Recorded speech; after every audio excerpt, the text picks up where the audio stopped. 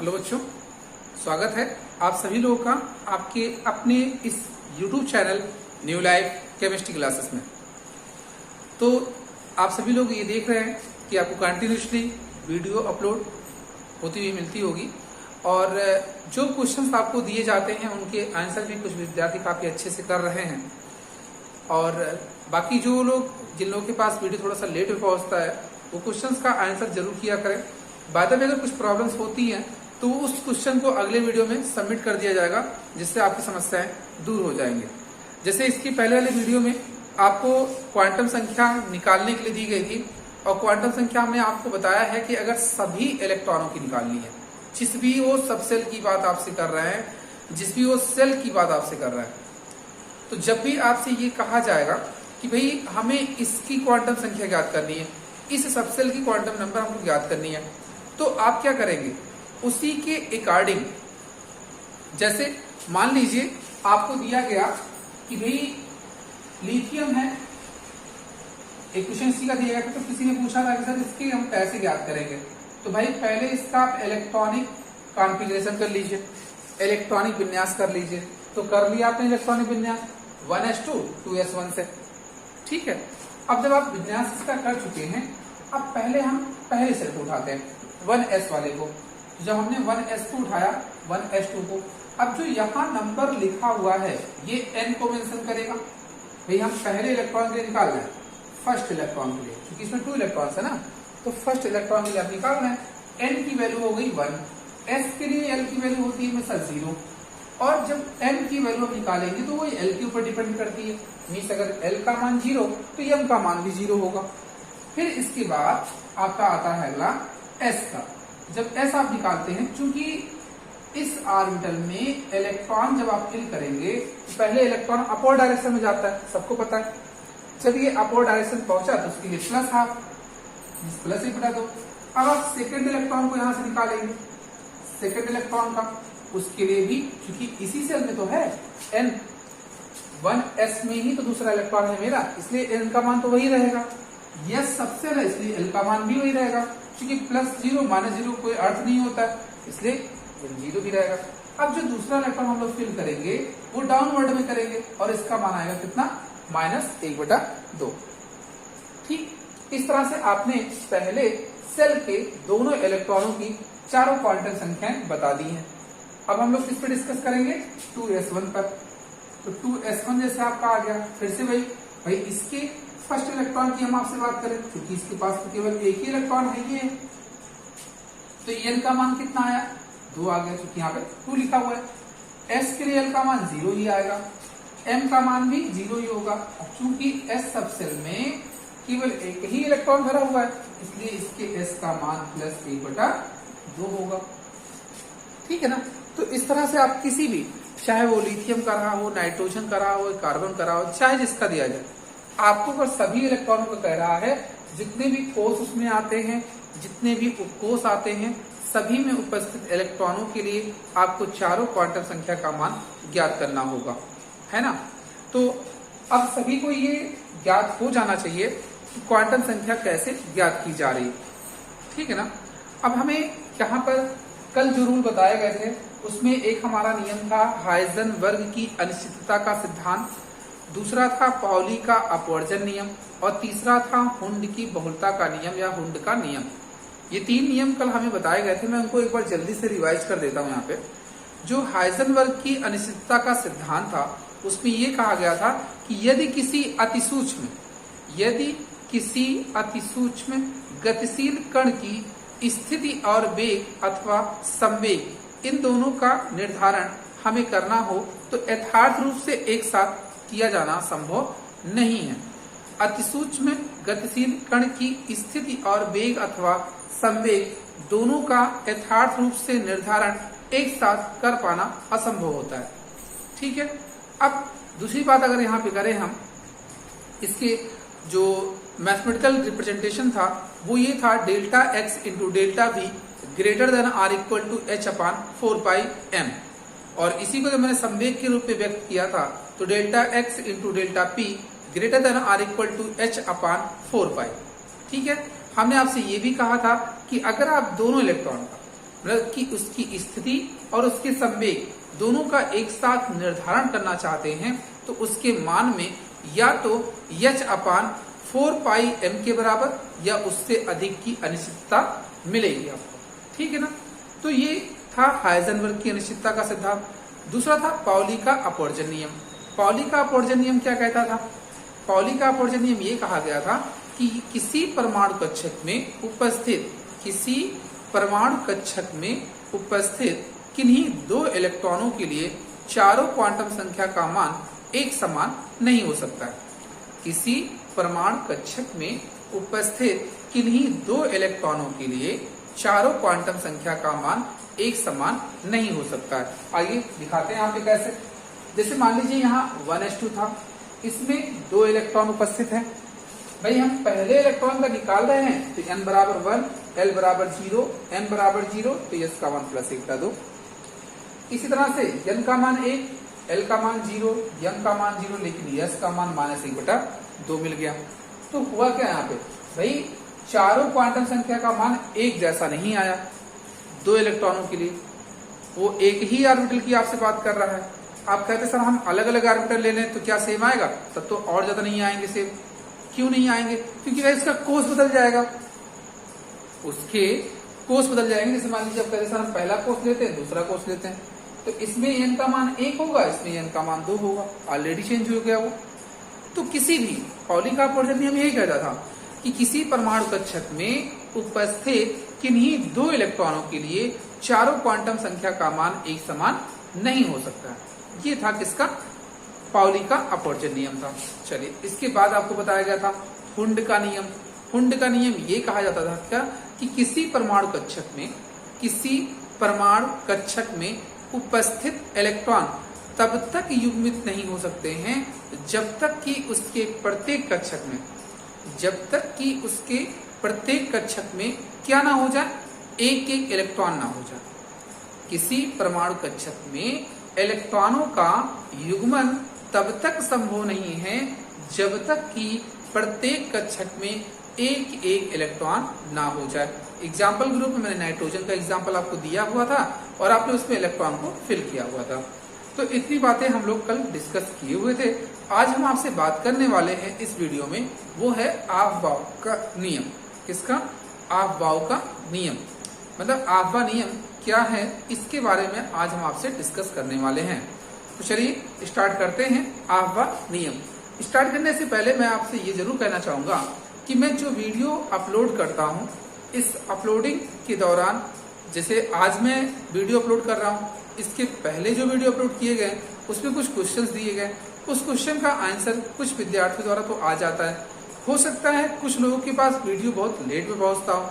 तो आप लोगों से ये कहना चाहता हूँ, जो भी वीडियो फर्स्ट टाइम देख रहे हो, वो नीचे लाल रंग का एक बटन दिखाई देता है, उसमें सब्सक्राइब लिखा रहता है, उसे आप पुश करें। बगल एक घंटी बन के आती है बेल, उसको आप पुश कर दीजिए। ठीक है। जब वो क्या हो जाए, एकदम आपको दिखाई देने लगा मटमैले रंग का, समझिए सब्सक्राइब हो चुका है। लाल अगर ना दिखाई दे उसको, और बेल पे आकर के वहां पे ब्लू रंग का बन जाएगा कि हाँ हो गया ये। तो जैसे ही वीडियो अपलोड होगी वो तुरंत आपके पास पहुंच जाएगी। ठीक, आपको वीडियो का इंतजार नहीं करना पड़ेगा, जिससे आप जल्दी से अपने कोर्स को भी कवर कर लेंगे। साथ ही साथ आपके पास जो क्वेश्चंस आएंगे उनका आंसर भी आप कर देंगे। तो आपको अगली वीडियो जो मिलेगी तो उसका सलूशन और साथ साथ उसकी प्रॉब्लम की जो कंडीशन रहेगी, जो उनमें डाउट्स जिसके रहेंगे, वो भी उसमें सबमिट कर दिए जाएंगे। ठीक है ना। तो आप सभी लोग ये काम जरूर किया करें और चैनल को जरूर सब्सक्राइब करें। चूंकि 11th के विद्यार्थी जो हैं वो अभी चाहे तो सब्सक्राइब वाला बटन जान नहीं पाते हैं, या अगर जानते हैं तो वो सब्सक्राइब करना नहीं चाहते हैं। लेकिन अगर आप जुड़े हुए हैं इस चैनल से तो ये विश्वास बनाए के रखिए कि वीडियो आपको तो मिलती रहेगी, साथ साथ सिलेबस आपका एक लिमिटेड ड्यूरेशन में कंप्लीट किया जाएगा। ठीक है, इतना आपको विश्वास आप मेरे ऊपर बनाए रखें। ठीक है, तो चलिए इसमें आगे डिस्कस करते हैं हम किसके लिए, आफबा नियम के लिए। इसको हटा देते हैं।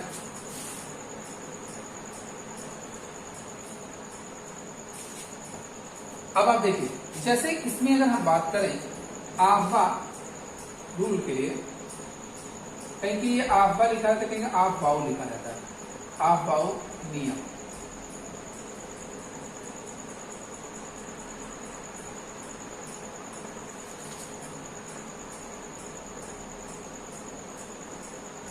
ठीक है, आप और इसकी बात करते हैं आपसे। इसमें कहता क्या है कि किसी परमाणु कक्षक में, मतलब इस नियम के अनुसार, पहले इसका ये अर्थ समझ लीजिए।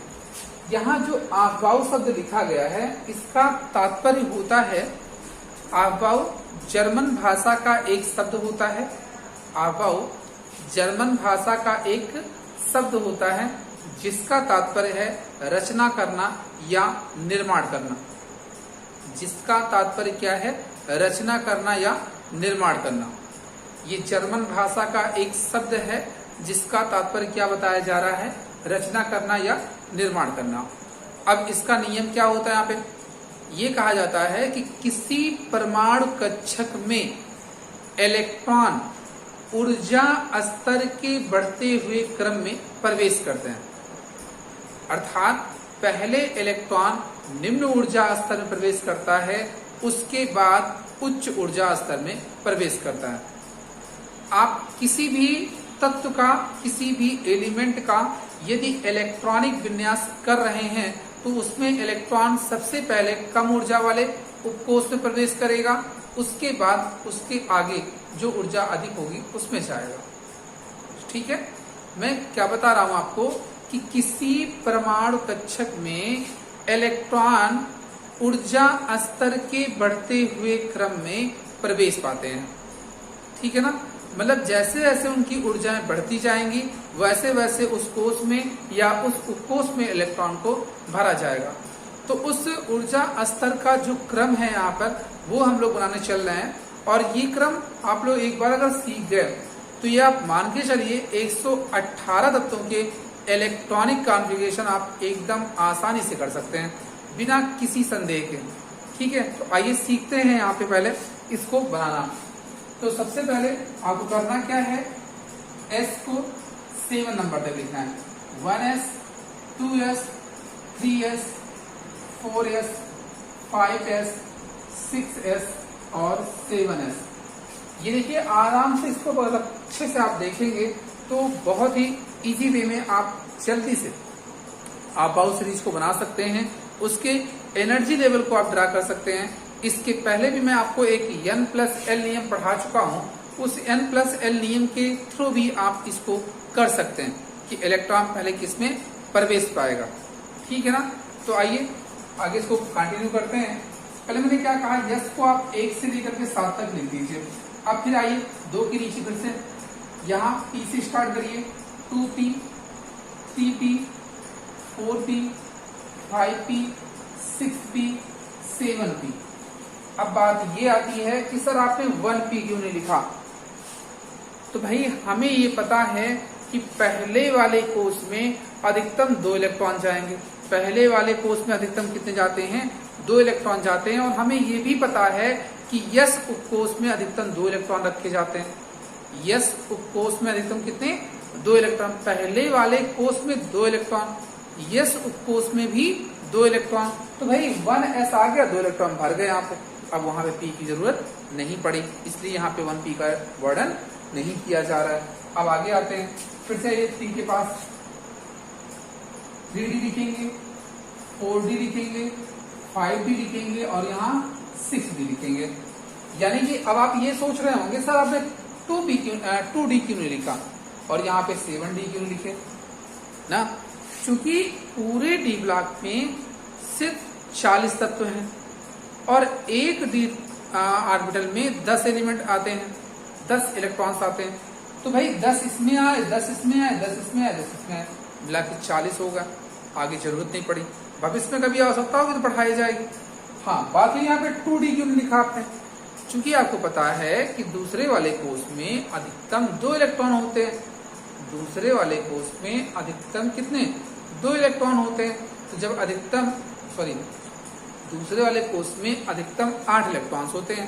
तो जब 8 इलेक्ट्रॉन्स होते हैं तो उसमें यस में 2 इलेक्ट्रॉन जाएगा और p में 6 जाएंगे। यानी 2s में 2 हो गए और 2p में 6 हो गए। तो मिला के कितने हो गए, 8 हो गए। तो अब वहां पे डी की जरूरत नहीं पड़ी, क्योंकि दूसरे वाले कोर्स में केवल 8 है, इलेक्ट्रॉन तो भरना है हमें, तो वहां भर दिए, इसलिए वहां पे 2d नहीं लगा। अब आते हैं फिर ऐसे 4f और 5f, 4f और 5f। अब बात आती सर आपने 3f क्यों नहीं लिखा? तो चूंकि f में टोटल 28 तत्व हैं, कितने हैं, 28 तत्व हैं, तो 28 f में आप जानते हैं कि भाई 14 इलेक्ट्रॉन्स आते हैं, तो 14 इसमें आ गए, 14 इसमें आ गए, मिला के 28 कंप्लीट हो गया। सर आप यहाँ पे 4f क्यों लिखा? आप यहाँ से स्टार्ट कर देते 5f 6f, ऐसा भी तो आप कर सकते थे, लेकिन आपने ऐसा नहीं किया। क्यों? क्योंकि भाई चौथे वाले कोर्स में हम 32 इलेक्ट्रॉन भर सकते हैं, 2 8 18 फिर 32 होता ना, n बराबर 4 अगर रहा तो 2n स्क्वायर का आंसर कितना हो सकता है, 32। इसलिए यहां पर आप रख रहे हैं। आप देख लीजिए 2 यहां गया, 6 यहां, 8 हुआ, 10 यहां, 18 और 14 32 आ जाएंगे। ठीक है ना, इस तरह से आप भर सकते हैं। तो यहाँ का रूल देख लीजिए, जिसे आप पहले में 2 रखते थे आप, फिर 8 फिर 18 फिर 32 फिर 18 सॉरी फिर 32 फिर 18 फिर 8, ऐसे चलता है ये। तो अब आप देखिए इनको कैसे भरेंगे इलेक्ट्रॉन्स में। आप यहां से स्टार्ट करेंगे, पहले 1s से ऐसे ले चलिए, फिर यहाँ 2s गया, यहां से 2p, ऐसे बस आपको थोड़ा सा ध्यान देना है, ये जो मैं बना रहा हूं यहाँ पे इस तरह से।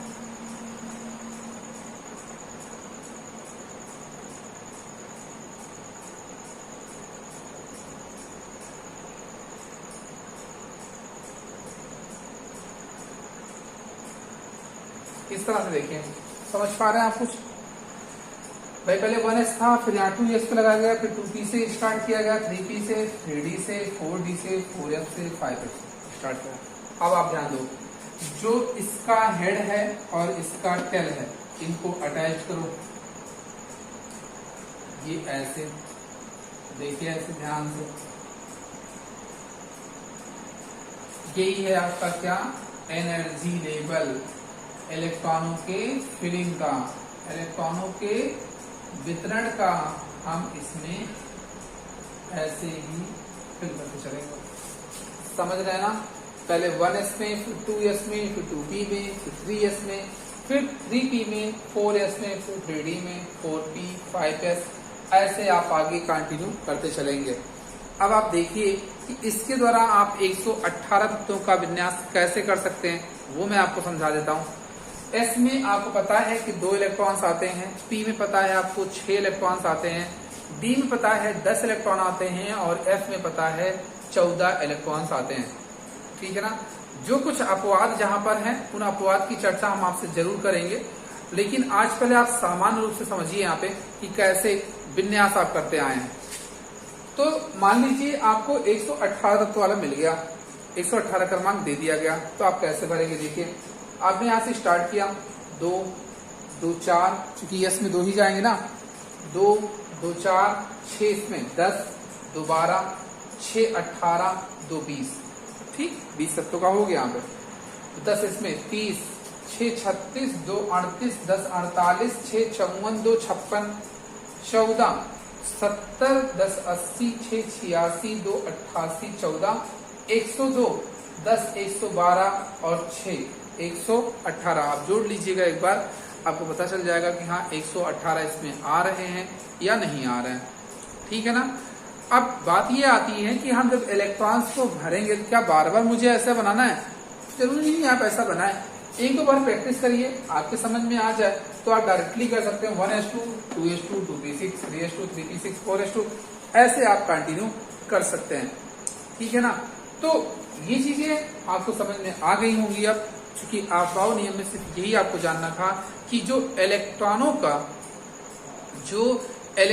का हम उसमें वितरण करवाते हैं, वो ऊर्जा स्तर के बढ़ते हुए क्रम में प्रवेश करता है। किसमें?